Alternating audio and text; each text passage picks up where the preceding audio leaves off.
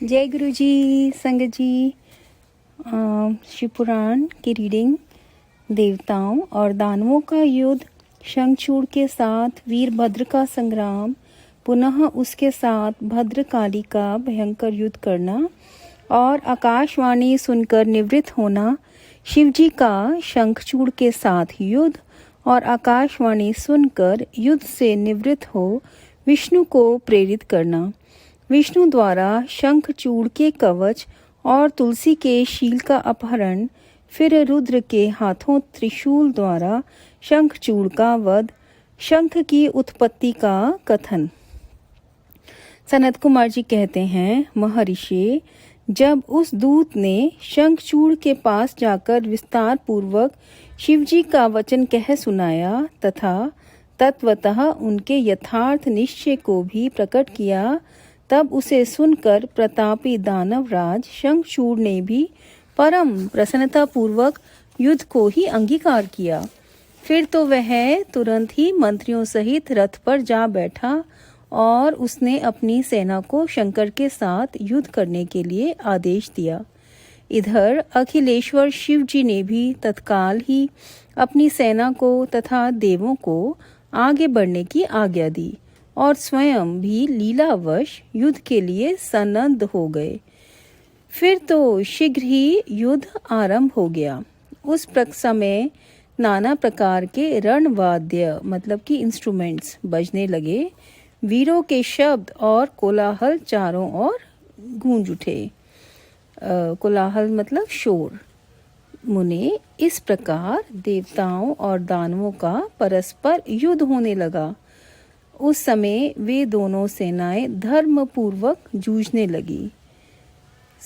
ये संगत जी, मुझे लगता है कि जो देवता और दानव अब प्रेजेंट टाइम्स में है वो हमारे अंदर ही हैं, जो पॉजिटिव विचार है और नेगेटिव विचार है। तो उस तरह से इसको सुनना चाहिए कि हमारे अंदर पॉजिटिविटी आती है, वो देवताओं के दैविक विचार हैं, और जो नेगेटिव है वो दानवीय विचार हैं। तो हमें हमेशा ये कोशिश करनी है कि नेगेटिविटी को अंदर आने दें और ना आने दें, और पॉजिटिविटी मतलब देवताओं को, दैविक विचारों को दानवीय विचारों के ऊपर विजय पानी है हमेशा हमारे मन के अंदर। अब आगे बढ़ते हैं। उस समय वे दोनों सेनाएं धर्म पूर्वक जूझने लगी। स्वयं महेंद्र वृषपर्वा के साथ लड़ने लगे और विप्रचित्ति के साथ सूर्य का धर्म युद्ध होने लगा।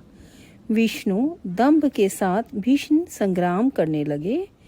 कालासुर से काल, गोकर्ण से अग्नि, कालकेय से कुबेर, मय से विश्वकर्मा, भयंकर से मृत्यु, संहार से यम, कालांबिक से वरुण, चंचल से वायु, घट पृष्ठ से बुध, रक्ताक्ष से शनिश्चर, रत्नसार से जयंत, वर्चा गणों से वसुगण, दोनों दीप्तिमानों से दोनों अश्वनी कुमार, धूम्र से नलकुबर, धुरंधर से धर्म, गणकाक्ष से मंगल, शोभाकर से वैश्वानर, पिपिट से मनमत, गोकामुख, चून खड़ग, धूम्र संघल, प्रतापी विश्व और पलाश नामक असुरों से 12 आदित्य धर्म पूर्वक लोहा लेने लगे। यहाँ पर ये सारे असुरों के नाम और जो उनके साथ जो देवता लड़ाई कर रहे थे उनका नाम दिए गए हैं। इस प्रकार शिव की सहायता के लिए आए हुए अमरों का असुरों के साथ युद्ध होने लगा। 11 महारुद्र महान बल पराक्रम से संपन्न 11 भयंकर असुर वीरों से भिड़ गए। उग्र और चंड आदि के साथ महामणि, राहु के साथ चंद्रमा और शुक्राचार्य के साथ बृहस्पति धर्मयुद्ध करने लगे। ये इस प्रकार उस महायुद्ध में नंदीश्वर आदि सभी शिवगण श्रेष्ठ दानवों के साथ संग्राम करने लगे। विस्तार भय से उनका अलग अलग वर्णन नहीं किया जा रहा। मुने उस समय सारी सेनाएं निरंतर युद्ध में व्यस्त थी और शंभु काल्यासुत के साथ वट वृक्ष के नीचे विराजमान थे। उधर शंखचूड़ भी रत्नाभरणों से विभूषित हो करोड़ों दानवों के साथ रमणीय रत्न सिंहासन पर बैठा हुआ था। फिर देवताओं तथा असुरों में चिरकाल तक अत्यंत भयानक युद्ध होता रहा। तदंतर शंखचूड़ भी आकर उस भीषण संग्राम में जुट गया। इसी बीच महाबली वीरभद्र समरभूमि में बलशाली शंखचूड़ से जा भिड़े। उस युद्ध में दानवराज जिन जिन अस्त्रों की वर्षा करता था उनको वीरभद्र खेल ही खेल में अपने बाणों से काट डालते थे। व्यास जी, इसी समय देवी भद्रकाली ने समर भूमि में जाकर बड़ा भयंकर सिंहनाद किया। उनके उस शब्द को सुनकर सभी दानव मूर्छित हो गए। उस समय देवी ने बारंबार अट्टहास किया और मधुपान करके वे रण के मुहाने पर नृत्य करने लगी। उनके साथ ही उग्रदृष्टा, उग्रदंडा और कोटवी ने भी मधुपान किया तथा अन्य देवियों ने भी खूब मधु पीकर युद्ध स्थल में नाचना आरंभ किया। उस समय शिवगणों तथा देवों के दलों में महान कोलाहल मच गया। सारा सुर समुदाय बहुत प्रकार से गर्जना करता हुआ हर्षमग्न हो गया। तदंतर काली ने शंखचूड़ के ऊपर प्रलयकालीन अग्नि की शिखा के समान उद्दीप्त आग्नेय अस्त्र चलाया, परंतु दानवराज ने वैष्णव अस्त्र से उसे शीघ्र ही शांत कर दिया। तब देवी भद्रकाली ने उस पर नारायण अस्त्र का प्रयोग किया। वह अस्त्र दानव शत्रु को देखकर बढ़ने लगा। तब प्रलय अग्नि की ज्वाला के समान उद्दीप्त होते हुए नारायण अस्त्र को देखकर शंखचूड़ दंड की भांति भूमि पर लेट गया और बारंबार प्रणाम करने लगा। तो देखिए, जब नारायण अस्त्र को देखा शंखचूड़ ने तो वो बहुत ही नीवे हो गए, बहुत ही नम्र हो गए और वो उनको बार बार अस्त्र को प्रणाम करने लगे, नारायण अस्त्र को। तब उस दानव को नम्र हुआ देखकर वह अस्त्र निवृत्त हो गया। तत्पश्चात देवी ने उस पर मंत्र पूर्वक ब्रह्मास्त्र छोड़ा। उस अस्त्र को प्रज्वलित होता हुआ देखकर दानवराज ने भूमि पर खड़े होकर उसे प्रणाम किया और ब्रह्मास्त्र से ही उसका निवारण कर दिया। तदंतर वह दानवराज कुपित हो उठा और वेग पूर्वक अपने धनुष को खींचकर देवी के ऊपर मंत्र पाठ करते हुए दिव्य अस्त्रों की वर्षा करने लगा। भद्रकाली समर भूमि में अपने विस्तृत मुख को फैलाकर उन अस्त्रों को निगल गई और अट्टहास पूर्वक गर्जना करने लगी, जिससे दानव भयभीत हो गए। तब शंखचूड़ ने काली के ऊपर 100 योजन लंबी शक्ति से वार किया, परंतु देवी ने अपने दिव्य अस्त्र समूह से उसके 100 टुकड़े कर दिए। यूं उन दोनों में चिरकाल मतलब बहुत लंबे समय तक युद्ध होता रहा और सभी देवता तथा दानव दर्शक बनकर उसको देखते रहे। अंत में देवी ने महान कोपावेश से उस ऊपर वेग पूर्वक मुष्टि प्रहार किया। उसकी चोट से वह दानवराज चक्कर काटने लगा और उसी क्षण मूर्छित हो गया। जब देवी ने उनको मुक्का मारा तो उसके बाद जो शंखचूड़ दानव थे वो चक्कर काटने लग गए और मूर्छित हो गए। फिर क्षण भर में उनकी चेतना लौट आई और वह खड़े हो गए, परंतु उन प्रतापी ने मातृबुद्धि होने के कारण देवी के साथ बाहुयुद्ध नहीं किया, क्योंकि वो देवी के अंदर अपनी माता को भी देख रहे थे और इसलिए उन्होंने देवी के साथ, क्योंकि उन्होंने उनके अंदर अपनी माँ का मातृ मतलब लड़की के साथ नहीं वो लड़ाई करना चाह रहे थे, इसलिए उन्होंने बाहुयुद्ध नहीं किया, मतलब हाथों के साथ उन्होंने लड़ाई नहीं की। तब देवी ने उस दानव को पकड़कर उसे बारंबार घुमाया और बड़े क्रोध से वेग पूर्वक ऊपर को उछाल दिया। प्रतापी शंखचूड़ वेग से ऊपर को उछला और पृथ्वी पर गिरकर पुनः उठ खड़ा हुआ। उस महायुद्ध में वह तनिक भी भ्रांत नहीं हुआ था, बल्कि उसका मन प्रसन्न था। तत्पश्चात वह भद्रकाली को प्रणाम करके बहुमूल्य रत्नों द्वारा निर्मित अपने परम मनोहर विमान पर जा बैठा। इधर कालिका भूख से विवल होकर दानवों का रक्तपान करने लगी। इसी अवसर पर वहां यूं आकाशवाणी हुई, ईश्वरी, अभी रणभूमि में सिंहनाद करने वाले 1.5 लाख दानवेंद्र और बचे हैं। ये बड़े उद्वत हैं, अतः तुम इन्हें अपना आहार बना लो।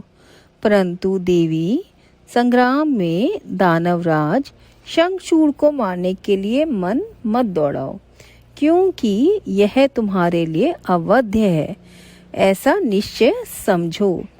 तो आकाशवाणी ने बोला कि तुम दानवराज शंखचूड़ के पीछे नहीं, उनको लिए पीछे अपना मन उनको मारने में मत लगाओ, बल्कि जो 1.5 लाख और अभी दानव बचे हैं उन्हें मारो। तो आकाशवाणी द्वारा कहे हुए वचन को सुनकर देवी भद्रकाली ने बहुत से दानवों का मांस भक्षण करके उनका रक्तपान किया और फिर वे शिवजी के निकट चली गई। वहां उन्होंने पूर्वासर पर के क्रम से सारा युद्ध वृतांत कह सुनाया।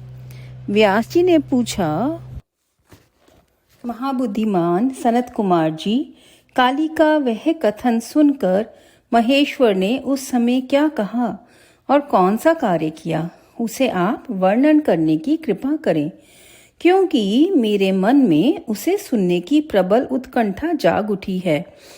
सनत कुमार जी बोले, मुने, शंभु तो जीवों के कल्याण करता परमेश्वर और बड़े लीला विहारी हैं।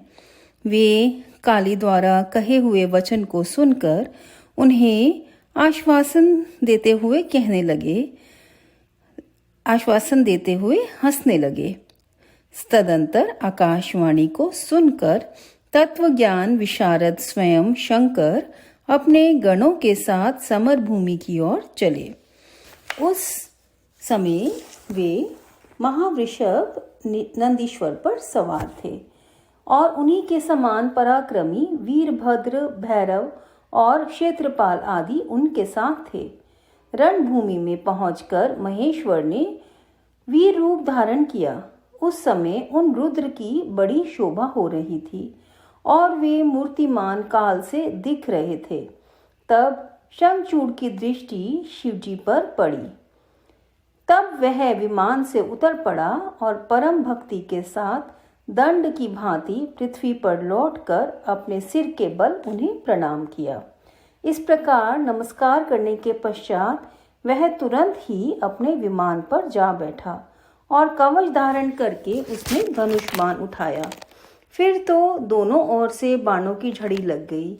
यह व्यर्थ ही बाण वर्षा करने वाले शिव और शंखचूड़ का वह उग्र युद्ध सैकड़ों वर्षों तक चलता रहा। अंत में युद्ध स्थल में शंखचूड़ का वध करने के लिए महाबली महेश्वर ने सहसा अपना वह त्रिशूल उठाया, जिसका निवारण करना बड़े बड़े तेजस्वियों के लिए भी अशक्य है। तब तत्काल ही उसका निषेध करने के लिए यों आकाशवाणी हुई, शंकर, मेरी प्रार्थना सुनिए और इस समय इस त्रिशूल को मत चलाइए।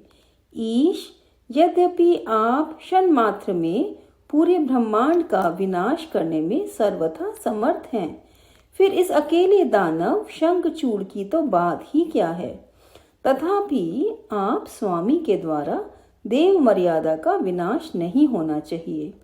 महादेव, आप उस देव मर्यादा को सुनिए और उसे सत्य एवं सफल बनाइए। वह देव मर्यादा यह है कि जब तक इस शंखचूड़ के हाथ में श्री हरि का परम उग्र कवच वर्तमान रहेगा और इसकी पतिव्रता पत्नी तुलसी का सतीत्व अखंडित रहेगा, तब तक इस पर जरा और मृत्यु अपना प्रभाव नहीं डाल सकेंगे। अतः जगदीश्वर शंकर, ब्रह्मा के इस वचन को सत्य कीजिए।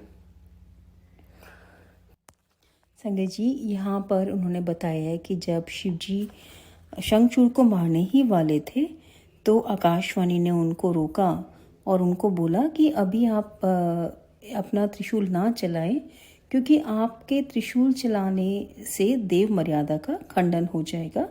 और देव मर्यादा जो ब्रह्मा जी ने उनको वर दिया हुआ था शंखचूड़ को कि तुम्हारे ऊपर जरा और मृत्यु अपना प्रभाव नहीं डाल सकेंगे, तो उन्होंने बताया कि ये उग्र कवच उनके पास है।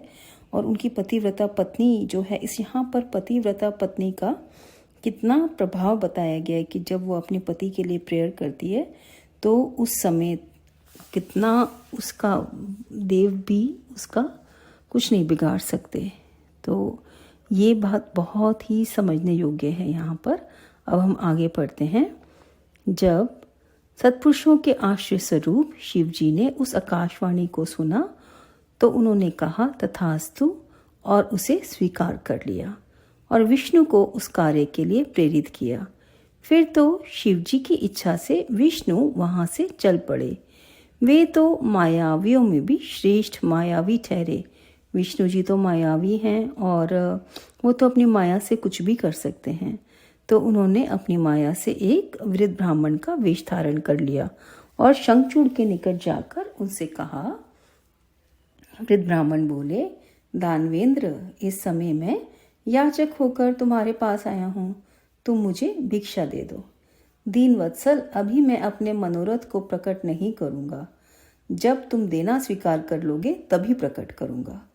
पीछे मैं बताऊँगा, तब तुम उसको पूर्ण करना। ब्राह्मण की बात सुनकर राजेंद्र शंखचूड़ का मुख और नेत्र प्रसन्नता से खिल उठे। वो बहुत खुश हो गए और उन्होंने उसे ओम कहकर उसे स्वीकार कर लिया। तब ब्राह्मण ने छलपूर्वक कहा कि मैं तुम्हारा कवच चाहता हूँ।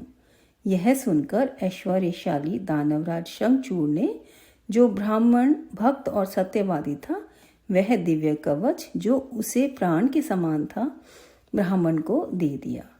इस प्रकार श्री हरि को ये माया करनी पड़ी और उन्होंने माया के द्वारा उनसे कवच ले लिया और फिर शंखचूड़ का रूप धारण करके वे तुलसी जी के पास पहुँचे। वहाँ जाकर सबके आत्मा एवं तुलसी जी के नित्य स्वामी श्री हरि ने शंखचूड़ के रूप से उनके शील का हरण किया। इस समय विष्णु भगवान ने शंभु से अपनी सारी बात कह सुनाई। तब शिव जी ने शंखचूड़ के वध के निमित्त अपना उदीप्त मतलब जिसकी बहुत दीप्ति है, वैसा उनका त्रिशूल जो है, उनके त्रिशूल के अंदर इतनी पावर है, उसे अपने हाथ में ले लिया और परमात्मा शंकर का वह विजय नामक त्रिशूल अपनी उत्कृष्ट प्रभा चारों तरफ बखेर रहा था। उससे सारी दिशाएं, पृथ्वी, आकाश प्रकाशित हो उठे और वह मध्यकालीन करोड़ों सूर्यों तथा प्रलय अग्नि की शिखा के समान चमकीला था। इतनी उसके अंदर लाइट थी कि उसका निवारण करना असंभव था। वह दुर्धर्ष, कभी व्यर्थ न होने वाला और शत्रुओं का संहारक था। वो कभी, जब शिवजी अपना त्रिशूल चलाते हैं दुष्टों का संहार करने के लिए, तो वो कभी व्यर्थ नहीं जाता। वह तेजों का अत्यंत उग्र समूह, उग्र बहुत भयानक समूह, संपूर्ण शास्त्रों का सहायक, भयंकर और सारे देवताओं तथा असुरों के लिए दुस्सह था। वह एक ही स्थान पर ऐसा दमक रहा था मानो लीला का आश्रय लेकर संपूर्ण ब्रह्मांड का संहार करने के लिए उद्यत हो। इस तरह से शिव जी का त्रिशूल के बारे में बताया गया है। उसकी लंबाई 1000 धनुष और चौड़ाई 100 हाथ थी। उस जीव ब्रह्म स्वरूप शूल का किसी के द्वारा निर्माण नहीं हुआ था। उसका रूप नित्य था। आकाश में चक्कर काटता हुआ वह त्रिशूल शिव जी की आज्ञा से शंखचूड़ के ऊपर गिरा और उसने उसी क्षण उसे राख की ढेरी बना दिया। यह महेश्वर का त्रिशूल मन के समान वेगशाली था। संगत जी, यहाँ पर जो हमारे मन का कंपैरिजन त्रिशूल से करा गया है कि हमारा मन भी उतना ही वेगशाली है। वो एक समय कहीं पे जा सकता है और एक समय कहीं और जा सकता है। इसलिए हमें अपने मन पे को बहुत कंट्रोल में रखना चाहिए। वो उसके अलग अलग दिशाओं में उसको जाने से रोक के उसको मन को अपने केवल गुरु के चरणों में लगाना है। सारी एक्सरसाइज ही ये है कि मन को एकाग्र करना है हमको, मन को स्थिर करना है हमको। और ये बहुत मुश्किल है इस संसार में यह करते हुए रहते हुए, और वो केवल गुरु कृपा से ही पॉसिबल है। तो जब त्रिशूल इस तरह से मन के समान जो वेगशाली था, उसने अपना कार्य पूर्ण कर दिया और उसने शंखचूड़ का वध कर दिया, तो उसके बाद वह अब शंकर जी के पास आ पहुंचा और फिर आकाश मार्ग से चला गया। उस समय स्वर्ग में दुंदुभियां बजने लगी, गंधर्व और किन्नर गान करने लगे, देवों तथा मुनियों ने स्तुति करना आरंभ किया और अप्सराएं नृत्य करने लगी। शिव जी के ऊपर लगातार पुष्पों की वर्षा होने लगी और ब्रह्मा, विष्णु, इंद्र आदि देवता तथा मुनिगण उनकी प्रशंसा करने लगे। दानवराज शंखचूड़ भी शिव जी की कृपा से शाप मुक्त हो गया और उसे उसके पूर्व श्री कृष्ण पार्षद रूप की प्राप्ति हो गई। तो इवन शंखचूड़ जो थे, ये शिव जी ने एक्चुअली भगवान के हाथों से मरण पाना भी बहुत बड़ी गति है। तो उनको सारे पाप मुक्त हो गए शंखचूड़ दानव के, और उसे अपने पूर्व रूप की प्राप्ति हो गई। शंखचूड़ की हड्डियों से शंख जाति का प्रादुर्भाव हुआ, जिस शंख का जल शंकर के अतिरिक्त समस्त देवताओं के लिए प्रशस्त माना जाता है। तो ये जो शंख होता है वो शंकर जी के ऊपर हम उससे जल नहीं चढ़ाते, बाकी सभी देवताओं पर चढ़ाते हैं। महामुने श्री हरि और लक्ष्मी को तथा उनके संबंधियों को भी शंख का जल विशेष रूप से अत्यंत प्रिय है, किंतु शिव के लिए नहीं। इस प्रकार शंखचूड़ को मारकर शंकर, उमा, स्कंद और गणों के साथ प्रसन्नतापूर्वक नंदीश्वर पर सवार हो शिवलोक को चले गए। भगवान विष्णु ने बैकुंठ के लिए प्रस्थान किया और देवगण परमानंद मग्न हो अपने अपने लोक को चले गए। उस समय जगत में चारों ओर परम शांति छा गई, सबको निर्विघ्न रूप से सुख मिलने लगा। आकाश निर्मल हो गया और सारी पृथ्वी पर उत्तम उत्तम कार्य होने लगे। सब जगह पे मंगल छा गया। मुने, इस प्रकार मैंने तुमसे महेश के जिस चरित्र का वर्णन किया है वह आनंददायक, सर्व दुखहारी, लक्ष्मीप्रद और संपूर्ण कामनाओं को पूर्ण करने वाला है। अध्याय 36 से 40। आज का शिव पुराण हम यहीं पे संपूर्ण करते हैं संगत जी, और कल हम आगे पढ़ेंगे। तो आज के इस प्रसंग के अंदर हमने देखा कि शिव जी ने कैसे लीला पूर्वक विष्णु जी को बोला, और विष्णु जी ने लीला पूर्वक किस तरह से शंखचूड़ से पहले ब्राह्मण का रूप धारण करके उनका कवच लिया, और उसके बाद वो शंखचूड़ का रूप धारण करके फिर तुलसी जी के पास गए, उनका शील हरण किया, जिससे तभी शिव जी के त्रिशूल ने शंखचूड़ का वध किया, जिससे कि देव मर्यादा का हनन ना हो। इस तरह से यहाँ पर ये चैप्टर समाप्त होता है, और गुरु जी कृपा से हम कल आगे पढ़ेंगे। संगत जी, आपका बहुत बहुत शुक्राना। अगर पढ़ने में मुझसे जो भी भूल हुई हो उसके लिए माफ़ी चाहूँगी। ओम नमः शिवाय। शिव जी सदा सहाय। ओम नमः शिवाय। गुरु जी सदा सहाय। जय गुरु जी।